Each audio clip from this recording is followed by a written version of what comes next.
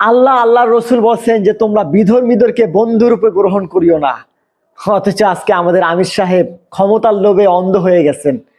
এখন তাদের সবচেয়ে ভালো বন্ধু হচ্ছে এই বিধর্মীরা। আর তারা কারা তারা তো জানেনি, এরা কখনোই মুসলমানদের ভালো চায় না, অথচ তাদের সাথে আমাদের আমির সাহেবের কি সম্পর্ক, কি মধুর সম্পর্ক। আর আমাদের বাংলাদেশের নারীদেরকে পতিতা আখ্যা দিয়ে, আর এই যে বেপর্দা নারীদেরকে, ওরা খুব পর্দাশীল, তাই না? আমাদের দেশের মা বোনদেরকে বেপর্দা পতিতা আখ্যা দিয়ে তাদের সাথে খুব অন্তরঙ্গ সম্পর্ক। এই হচ্ছে আমাদের আমির সাহেবের অবস্থা। ক্ষমতার লোভ মানুষকে অন্ধ বানিয়ে দেয়। কি বলবো, আসলে কিছুই বলার নেই। এই হচ্ছে অবস্থা। আগামীতে ক্ষমতায় যেতে হবে, এজন্য কোনো কিছু দেখার দরকার নাই।